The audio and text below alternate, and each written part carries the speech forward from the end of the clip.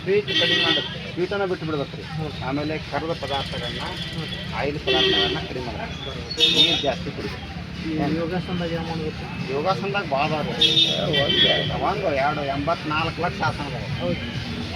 ಎಲ್ಲ ಆಸನಗಳು ಅಲ್ರಿ ನಾವು 18 ವರ್ಷ ಹಿಂದೆ ನೋಡಿದ್ವಿ. ಹಿಂಗೆ ನಾವು ಚೈತನ್ಯ ಅವ್ರ ಮುಖದಾಗ ಹಂಗೈತೆ ಅಂದ್ರೆ ಅವರೆಲ್ಲ ಹಿಮಾಲಯಕ್ಕೆಲ್ಲ ಹೋಗಿ ಬಂದಾರೆ. ಅವ್ರು ನಮ್ಗೆ ಗೊತ್ತೈತೆ ಅವ್ರ ಬಗ್ಗೆ.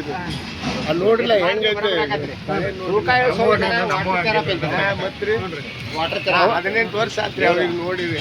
ನಮ್ಗಟ್ ಹೇಳ್ರಿ ಅವ್ರ ಬಗ್ಗೆ ಹೆಂಗೆ ಮೊದಲು ಹೆಂಗೆ ಅದು ಎಷ್ಟು ಹೇಳಿದ್ರು ಕಡಿಮೆ ಐತ್ರಿ. ನಾವು ಅಲ್ಲಿ 11 ದಿವಸ ತಗೊಂಡ್ರಿ ಶಿಬಿರ ಅವ್ರ ಕಡೆ. ಭಾಳ ಇದು ಐತ್ರಿ ಅವ್ರ ಬಗ್ಗೆ ಹೇಳ್ಬೇಕಂದ್ರೆ ಏನು ಕಡಿಮೆ ಇಲ್ರಿ. ಗುರುಜಿ ಬಗ್ಗೆ ಭಾಳ ಒಟ್ಟ ಕಂಟಿನ್ಯೂ ಇದನ್ನ ಕುಡಿದ್ರಿ 10 ದಿವಸ ರೀ. 10 ದಿವಸದಾಗ 5 kg ಕಡಿಮೆ ಆಗುತ್ತೆ. ಊಟ ಮಾಡಂಗಿಲ್ಲ. ನಿಂಬೆಯನ್ನ, ಜೇನುತುಪ್ಪ, ಉಗುರು ಬೆಚ್ಚಗ ನೀರ, ಸುಡು ಬೆಚ್ಚಗ ನೀರು, ಭಾಳ ಸುಟ್ಟಿರ್ತಾವ ನೀರು ಅಥವಾ ಜೇನುತುಪ್ಪ ಹಾಕಂಗಿಲ್ಲ. ಉಗುರು ಬೆಚ್ಚಗನ ಹಾಂ, ಉಗುರು ಬೆಚ್ಚಗನ ಇರಬೇಕು. ಅದಕ್ಕೊಂದು ಚಮಚೆ ನೀರು ಹಾಕಿ, ಒಂದು ಚಮಚೆ ಜೇನುತುಪ್ಪ ಹಾಕ್ರಿ, ಒಂದು ಗ್ಲಾಸ್ ನೀರು ಹಾಕಿ, ಒಂದು ಅರ್ಧ ನಿಂಬೆ ನೆನ್ರಿ ಕುಡಿರಿ. ಒಟ್ಟು ಯಾವಾಗ ನಿಮಗೆ ಹಂಗೋದಂಗೆ ಇರ್ತದೆ ಅದನ್ನ ಕುಡಿ ಒಟ್ಟು. ಏನ್ರಿ ಇದಕ್ಕೆ ವಾಟರ್ ಥೆರಪಿ ಚಿಕಿತ್ಸೆ ಅಂತ. Water therapy. ಒಟ್ಟು ಊಟ ಮಾಡಂಗಿಲ್ರಿ. ಊಟ ಮಾಡಂಗಿಲ್ಲ, ಅದ ಆಹಾರ ರೀ. ಮತ್ತು ಎನರ್ಜಿ ನಿಮ್ಗೆ ಒಟ್ಟ ಹೋಗಂಗಿಲ್ಲ ರೀ. ಜೇನುತುಪ್ಪ ಮತ್ತು ನಿಂಬೆಯನ್ನು ಭಾರಿ ಚಲೋ.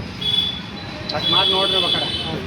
ಹಾಂ, ಅಲ್ಲೆಲ್ಲಿ ರೊಕ್ಕ ಹಾಕಿತ್ತಲ್ವ ನಿಮ್ಮ ಮನ್ಯಾಗ ಕುತ್ಕೊಂಡು ಅಲ್ಲೆಲ್ಲ ರೊಕ್ಕ ಹಾಕೋಕಿತ್ರ ಅಲ್ಲೆಲ್ಲಿ ರೊಕ್ಕ ಹಾಕಿರ್ತಿತ್ತಲ್ಲ ಮನ್ಯಾಗ ಅವ್ರು ಒಂದು